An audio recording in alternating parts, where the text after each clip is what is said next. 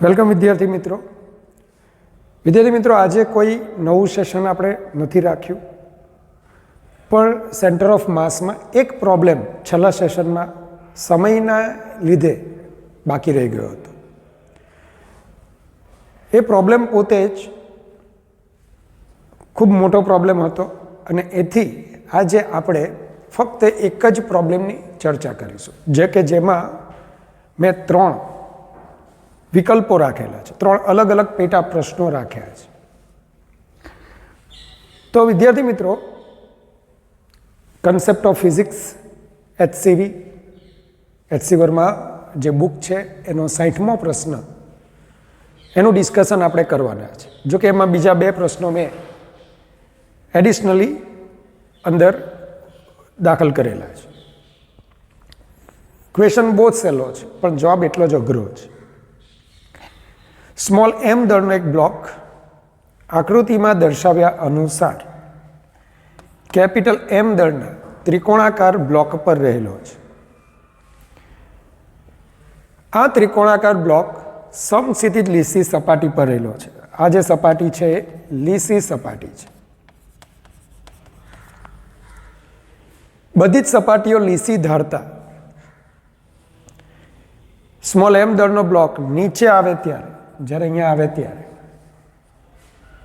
Question તમને આપેલો છે, કેપિટલ M દળના બ્લોક દ્વારા કપાતું અંતર શોધો, કપાતું સમક્ષિતિજ અંતર શોધો.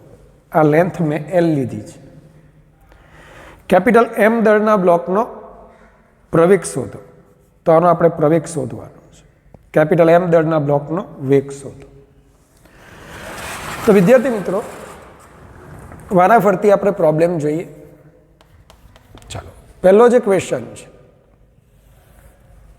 આ ક્વેશ્ચનમાં તમને શું આપ્યું છે, તો કે આ આપણો ત્રિકોણાકાર બ્લોક,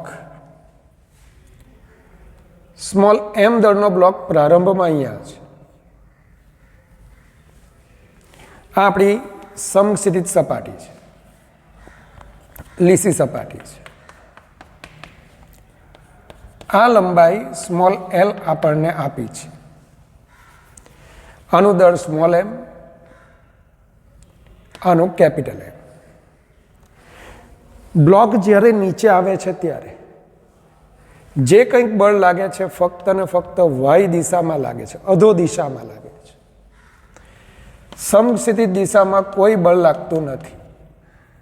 સમક્ષિતિજ દિશામાં કોઈ બળ લાગતું નથી. આથી હું એમ કહી શકું, સમક્ષિતિજ દિશાનું વેગમાન px અચળ રહેશે. પ્રારંભમાં 0 હતું તો તંત્રનું કુલ અંતમાં રેખીય વેગમાન પણ 0 રહેશે.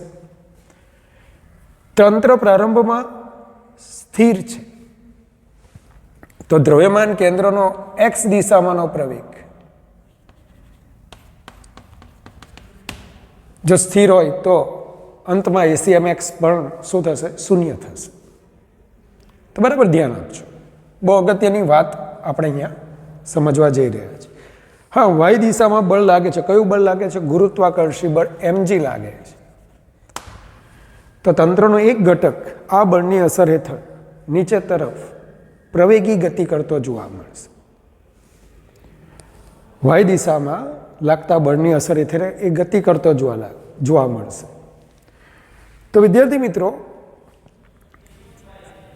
સૌથી પહેલા આપણે એ વિચારીએ કે તંત્રનું દ્રવ્યમાન કેન્દ્ર ધારો કે કંઈક એની પોઝિશન આપણે અહીંયા લઈએ. શરૂઆતમાં તંત્રનું દ્રવ્યમાન કેન્દ્ર અહીંયા હતું. હવે જ્યારે આ બ્લોક સરકીને અહીંયા આવી જાય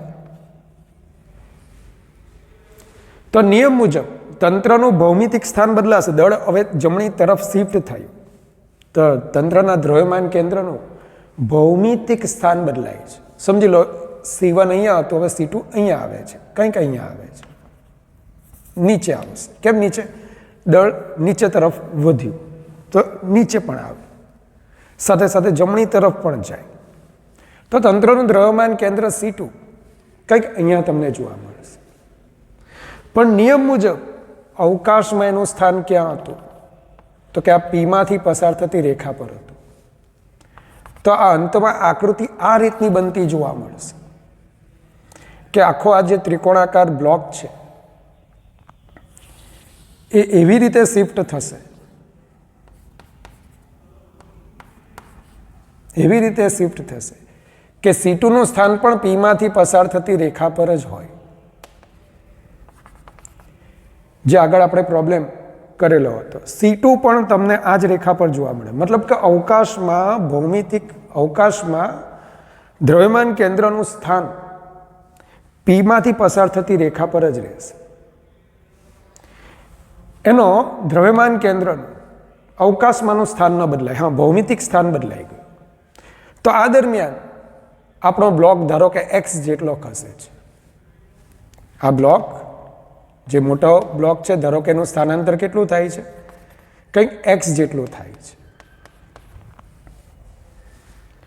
તો બીજા બ્લોકનું સ્થાનાંતર કેટલું થવાનું, C1 ની સાપેક્ષે કેટલું સ્થાનાંતર થયું, તો L - x જેટલું સ્થાનાંતર થશે. એનું સ્થાનાંતર કેટલું થશે, L - x જેટલું. આ સ્થિતિમાંથી એ L આટલું અંતર L હતું, તો L - x જેટલો એ ડિસ્પ્લેસ થયો. કયો બ્લોક, મોટો બ્લોક. L - x જેટલો એ ડિસ્પ્લેસમેન્ટ અનુભવશે પોતાની આ સ્થિતિથી. કુલ અંતર છે આપણું L. ધ્યાન આપજો.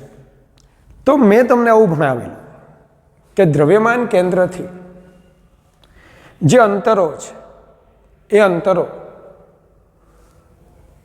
m1 r1 = m2 r2 મુજબ સ્મોલ m દળના બ્લોકનું દ્રવ્યમાન કેન્દ્રથી અંતર L - x = મોટા બ્લોક માટેનું અંતર mx. સાદુરૂપ આપો તો ml - mx = કેપિટલ mx. ચલો, તો x = small ml / m + n. તો મોટા બ્લોક દ્વારા કપાતું સમક્ષિતિજ અંતર કેટલું હશે, ml / m + n. ml / m + m જેટલું અંતર એ સમક્ષિતિજ દિશામાં કાપશે. તો આ રીતે તમારે આ પ્રોબ્લેમ સોલ્વ કરવાનો છે કે જ્યારે આપણે બે કણોનું તંત્ર લેતા હતા, બે કણોના તંત્રમાં m1 અને m2 દળના બે કણો હતા, બંને વચ્ચેનું અંતર r હતું. જો દ્રવ્યમાન કેન્દ્રથી એમના અંતરો r1 અને r2 હોય તો એક કણ બાહ્યબળની ગેરહાજરીમાં એક કણ ધારો કે ડેલ્ટા r1 જેટલું સ્થાનાંતર અનુભવે, તો બીજા કણનું સ્થાનાંતર m1 r1 = m2 r2 પરથી m1 delta r1 = m2 delta r2 પરથી મળે. તો દ્રવ્યમાન કેન્દ્રથી યાદ રાખજો, દ્રવ્યમાન કેન્દ્રનું અવકાશમાંનું સ્થાન એનું એ જ રહે છે. તો આ સ્થિતિમાં કેપિટલ M દળનો બ્લોક જો ઋણ x દિશામાં x જેટલું સ્થાનાંતર અનુભવે તો પેલાનું સ્થાનાંતર કેટલું થશે, L - x જેટલું, કારણ કે ઓલરેડી એણે x જેટલું સ્થાનાંતર અનુભવી દીધું છે. તો આ જ્યારે નીચે આવે ત્યારે L માંથી x જેટલું તમારે બાદ કરવું પડશે. નિયમ મુજબ x દિશામાં દ્રવ્યમાન કેન્દ્રથી અંતરો એનો ફેરફાર m1 delta r1 = m2 delta r2 મુજબ સરખું તમને મળવું જોઈએ. આ સમીકરણ અહીંયા આપણે મૂકવાનું છે. તો મોટા બ્લોકનું સ્થાનાંતર x હોય તો નાના માટે L - x, તો m × L - x = mx. x ને કરતા બનાવી દો. વિદ્યાર્થી મિત્રો, બીજો જે પ્રશ્ન છે પ્રવેગ શોધવાનો પ્રશ્ન છે. ચાલો, પ્રવેગ કેવી રીતે શોધીશું તો ધ્યાન આપજો. પ્રવેગ કેવી રીતે શોધી, તો ધારો કે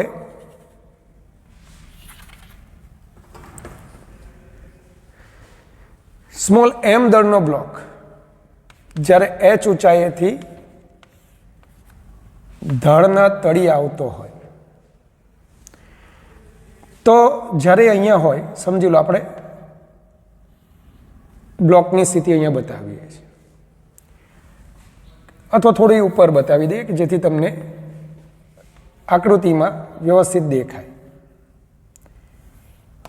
આનો પ્રવેગ g જેટલો નીચે તરફ છે. ગુરુત્વાકર્ષી બળ g જેટલો mg જેટલું બળ નીચે લાગે તો ઉદ્ભવતો ગુરુત્વાકર્ષી પ્રવેગ g અધો Disha.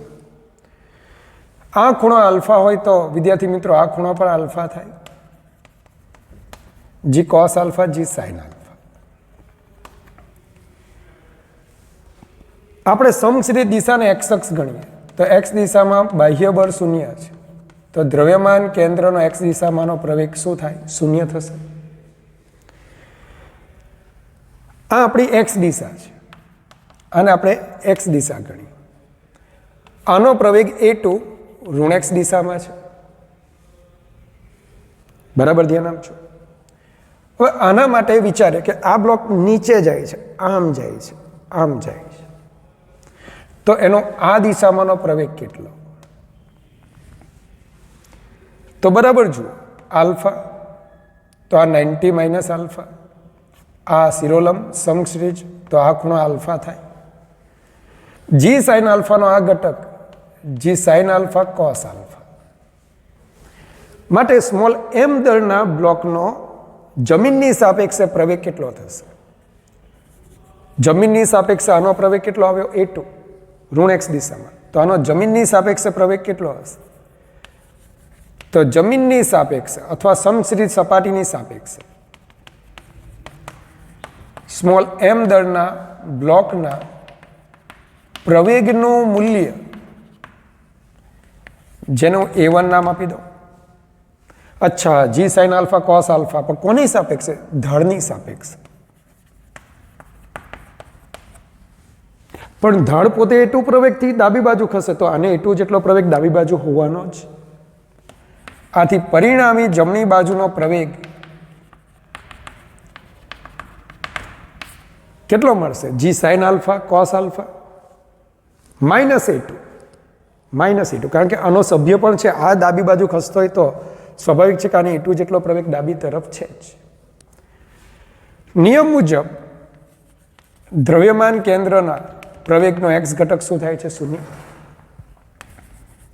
Small m a1 plus capital m a2 divided by m plus m is equal to 0. Small a1 ધન x દિશામાં છે. અચ્છા, તો એને પોઝિટિવ લઈશું. g sign alpha cos alpha minus a2 plus m a2 ઋણ છે, a2 નું મૂલ્ય ઋણ છે તો હું અહીંયા શું લખીશ? માઇનસ a2 ને એઝ અમે મૂલ્ય ગણેલા છે. a2 ને એઝ શું ગણેલા છે? મૂલ્ય. કઈ દિશામાં છે? ઋણ x દિશામાં છે. માઇનસ m a2, ખાસ ધ્યાન રાખજો, ભૂલ ન કરતા. માટે mg sine alpha cos alpha minus m a2. ચાલો, જમણી બાજુ જતા પ્લસ m a2. બરાબર. ચાલો, અને આમ લઈ લો તો a2 m plus m g sign alpha cos alpha, અને આમ લઈને a2 ને કોમન લીધા તો a2 ઇઝ ઇક્વલ ટુ શું આવશે? mg sine alpha cos alpha divided by m plus m. તો બીજા પ્રશ્નનો જવાબ પણ આપણને મળી કે કેપિટલ M દળના બ્લોકના પ્રવેગનું મૂલ્ય આટલું આવશે. તો ખરેખર જોરદાર ક્વેશ્ચન છે, પણ ત્રીજો સૌથી અગત્યનો છે. કેપિટલ M દળના બ્લોકનો વેગ શોધો. તો આના માટે બે મેથડ કહું છું. એક મેથડ તમારે જાતે કરવા. હવે આનો તમને પ્રવેગ જી સાઇન આલ્ફા આ દિશામાં મળે. સેમ એને a2 જેટલો પ્રવેગ તો આમ છે જ, તો a2 નો આ ઘટક a2 કોસ આલ્ફા, તો આનો ઢાળની સપાટીને સમાંતર પ્રવેગ કેટલો થશે?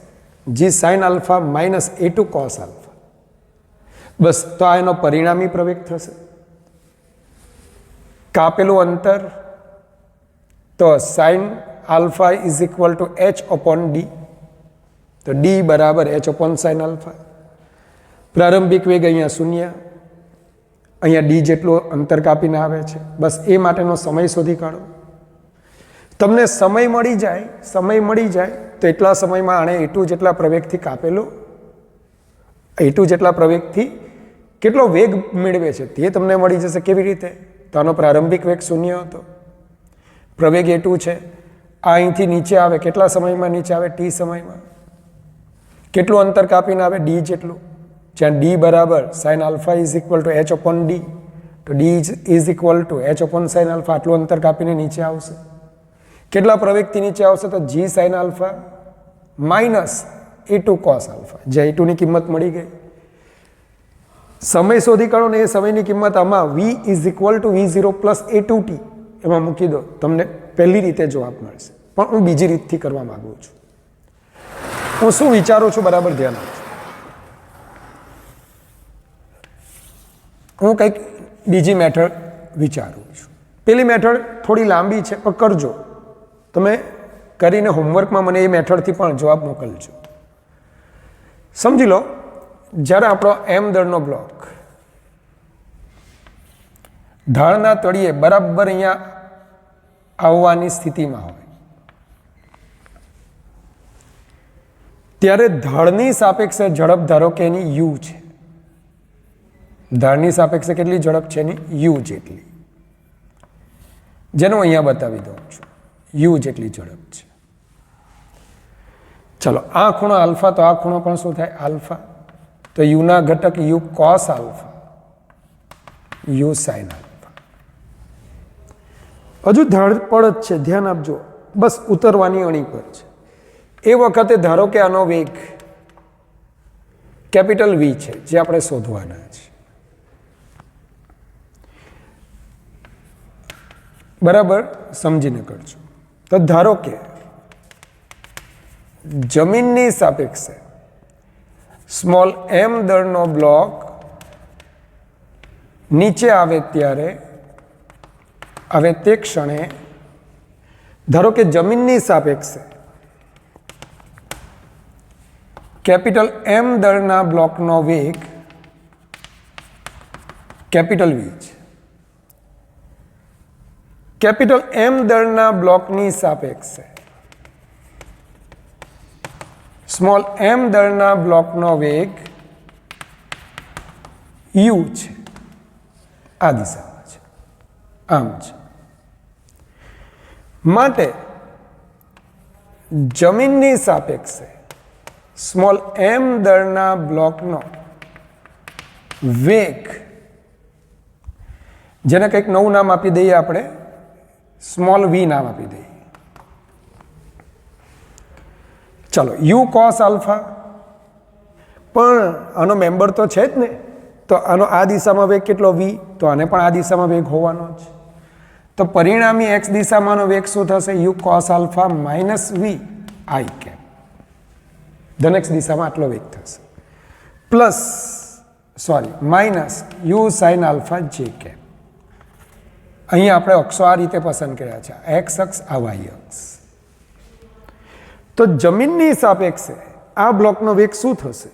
u cos alpha minus v, પરિણામી x ઘટક i cap, plus minus u sine alpha j cap, મતલબ કે minus u sine alpha j cap. સરસ. ચાલો, આ વેગ ધન x દિશામાં, ઋણ x દિશામાં,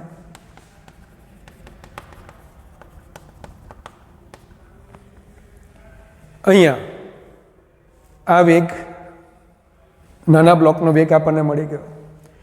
વેગમાન સંરક્ષણના નિયમ મુજબ x દિશામાંનું વેગમાન કેવું રહે? અચળ રહે. તો જેટલું વેગમાન આ દિશામાં પ્રાપ્ત કરે જમીનની સાપેક્ષે આનું સમક્ષિતિજ વેગમાન એટલું જ હોવું જોઈએ. તો અહીં સમક્ષિતિજ વેગમાન અચળ હોવાથી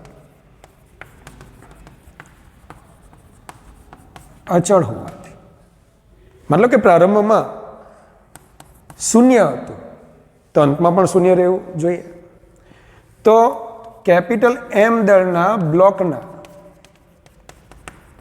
સમક્ષિતિજ વેગમાનનું મૂલ્ય, શબ્દ યાદ રાખજો, વેગમાનનું મૂલ્ય લખું છું, ઇઝ ઇક્વલ ટુ સ્મોલ એમ દળના બ્લોકના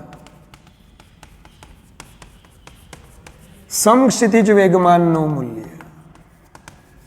બંનેના સમક્ષિતિજ વેગમાનોના મૂલ્યો કેવા થવા જોઈએ? સમાન થવા જોઈએ. હું મૂલ્ય લખું છું, તમારે સદીશોના સ્વરૂપમાં લખો તો પણ લખી શકો. ચાલો, જમીનની સાપેક્ષે જોતાનો સમક્ષિતિજ વેગ કેટલો છે? અચ્છા, વી છે, એનું મૂલ્ય પણ વી છે, તો m v is equal two, મૂલ્ય બોલું છું, આના સમક્ષિતિજ વેગમાનનું મૂલ્ય, તો જમીનની સાપેક્ષેનો સમક્ષિતિજ વેગ કેટલો છે? U cos alpha minus v. તો અહીંયા હું શું બોલીશ? Small m u cos alpha minus capital V. ચાલો, તો m v is equal to m u cos alpha minus m capital V. Capital V નામ લઈ લો, m plus m small m u cos alpha, v બરાબર m u cos alpha upon m plus m. નડે છે કોણ? You. કારણ કે રકમમાં કશે યુની કોઈ માહિતી આપી નથી, યુ આપણને નડી રહ્યા છે, યુ આપણને નડી રહ્યા છે. તો હવે યુને કાઢવા માટે શું કરીએ? તે કામ કરીએ, યાંત્રિક ઉર્જા સંરક્ષણના નિયમનો ઉપયોગ કરીએ કે આખી ઘટનામાં કોઈક ઉર્જા ગુમાવી રહ્યું છે. કોણ? સ્મોલ એમ દળનો બ્લોક પોતાની સ્થિતિ ઉર્જા ગુમાવી રહ્યો છે. તો આપણે એમ બોલીશું કે સ્મોલ એમ દળના બ્લોક દ્વારા ગુમાવાતી સ્થિતિ ઉર્જા ઇઝ ઇક્વલ ટુ તંત્રની ગતિ ઉર્જા.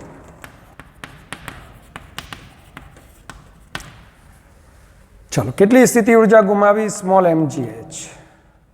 તંત્રની ગતિ ઉર્જા, તો મોટા બ્લોક માટે હાફ કેપિટલ એમ કેપિટલ વી સ્ક્વેર, એની ઝડપ કેપિટલ વી છે. પણ અહીંયા ખાસ ધ્યાન રાખજો, નાના બ્લોક માટે small M v1 square. You નહીં લેતા, યુ નહીં લેતા. યુ ઝડપ કોની સાપેક્ષે છે?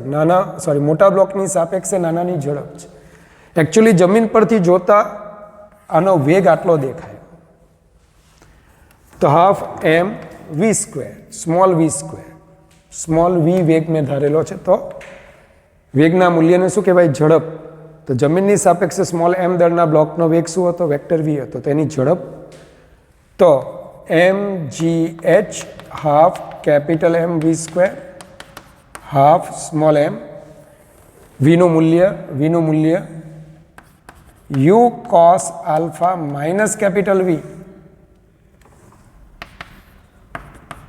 Hall square plus u square sine square alpha. વીનું મૂલ્ય અને એનો વર્ગ છે, તો વીનું મૂલ્ય શું આવશે? અંડર રૂટ એક્સ ઘટકનો વર્ગ વત્તા વાય ઘટકનો વર્ગ. બસ સાદું રૂપ આપો, તો mgh half m v square, ચાલો, plus half small m u square cos square alpha minus 2uv cos alpha plus v square plus u square sine square alpha. વિદ્યાર્થી મિત્રો, તમે જોઈ શકશો u square cos square alpha, u square sine square alpha. તો mgh half capital m v square half small u square plus v square minus, બરાબર check કરી લો, minus 2uv cos alpha. ચલો, આ પરિણામ આપણને અહીંયા મળવાનું. તો આપણે એક કામ કરીએ, જે સમીકરણ 1 છે આપણે વી શોધવાના છે, તો સમીકરણ 1 માંથી તમે જો યુને કરતા બનાવી દો, શું યુને કરતા બનાવી દો, તો સમીકરણ 1 પરથી જો યુને તમે કરતા બનાવશો તો શું આવશે? U is equal to m plus m capital v upon small m cos alpha. કારણ કે આપણે શોધવાનું છે કેપિટલ વી. તો એક કામ કરીએ, સમીકરણ 1 માંથી સ્મોલ યુની કિંમત આ સમીકરણમાં મૂકીએ તો mgh half capital m v square half small m u square, તો m plus m whole square capital V square upon m square cos square alpha, m square cos square alpha plus v square minus 2v cos alpha અને યુની કિંમત મૂકી દઈએ m plus m capital V divided by m cos alpha. ચાલો, સાદું રૂપમાં અકળાતા નહીં, ગભરાતા નહીં. હિંમતે મરદા તો મદદે ખુદા, અને બહુ હિંમતે મરદા તો માર ખવડાવે ખુદા, એ પણ યાદ રાખજો. ચાલો તો ચેક કરીએ. mgh half capital m v square. એક કામ કરીએ, બંનેમાંથી 2 ને આમ લઈ જઈએ તો 2mgh capital m v square small એમ. ચલો અંદર ગુણાકારમાં લઈ લો સ્મોલ એમ ને, હાફ તો બહાર જતા રહ્યા છે, તો શું આવશે? એમ કટ થઈ જશે, m plus small m v square divided by cos square alpha, m cos square alpha. ચાલો એમને અંદર ગુણાકારમાં લો, એમ વી સ્ક્વેર માઇનસ એમને ગુણાકારમાં લેશો, એમ કટ થઈ જશે, વી ઇન્ટુ વી સ્ક્વેર, તો actually 2v square m plus એમ. ચાલો કોસ આલ્ફા કટ થઈ ગયા, માફ કરજો. તો 2 એમ અંદર ગુણાતા એમ કટ થઈ ગયો, cos alpha cut, 2v square m plus m. તો 2mgh વી સ્ક્વેર વાળા જે પદો છે, આ બધા પદોમાં તમે જોઈ શકો વી સ્ક્વેર છે, તો વી સ્ક્વેર વાળા પદોને આપણે બહાર લઈ લઈએ. બરાબર ચેક કરજો. તો એમ પ્લસ એમ બાકી રહેશે, માઇનસ 2 એમ પ્લસ એમ બરાબર છે, પ્લસ એમ હોલ સ્ક્વેર વી સ્ક્વેર તો બહાર છે આપણા, એમ કોસ સ્ક્વેર આલ્ફા. 2mgh વી સ્ક્વેર, તો એમ પ્લસ સ્મોલ એમ હોલ સ્ક્વેર એમ કોસ સ્ક્વેર આલ્ફા માઇનસ એકમાંથી 2 વખત જાય તો એમ પ્લસ એમ. ચાલો સાદુરૂપ આપી દો હજુ, વી square m plus m whole square minus, ચાલો લસા શું આવશે? એમ પ્લસ એમને આપણે કોમન લઈ લઈએ. અહીંયા આપણે એક ભૂલ છે નાનકડી, એમ plus M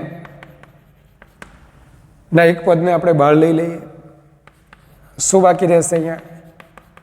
M plus m minus m cos square alpha divided by small m cos square alpha. ચલો તો વી સ્ક્વેર એમ પ્લસ એમ, આ બે પદોમાંથી સ્મોલ એમને બહાર લો, 1 minus cos square alpha, small m cos square alpha, 1 minus cos square sin square. तो m plus small m sin square alpha divided by m cos square alpha, 2mgh. બસ વી સ્ક્વેરને કરતા બનાવો, તમારો જવાબ આવી જશે. તો v square is equal to 2m square gh cos square alpha divided by m plus m in the bracket capital M plus small m sin square alpha. तो v is equal to 2m square gh cos square alpha, अथवा તમે 2m cos alpha બહાર પણ લઈ શકો, m plus small m sin square alpha whole raised to power half. તો વિદ્યાર્થી મિત્રો, આવો એક સરસ મજાનો પ્રશ્ન છે. 3 in 1 પ્રશ્ન કરાવ્યા છે. અંતર શોધવાનો, પ્રવેગ શોધવાનો અને મોટા બ્લોકનો વેગ શોધવાનો. આશા રાખું આ દાખલાની પ્રેક્ટિસ કરશો. જ્યાં તકલીફ જણાય મને ફોન કરીને તમે પૂછી શકશો. ભગવાન તમને ખૂબ ખુશ રાખે. Goodbye, take care, God bless you infinitely, all my students.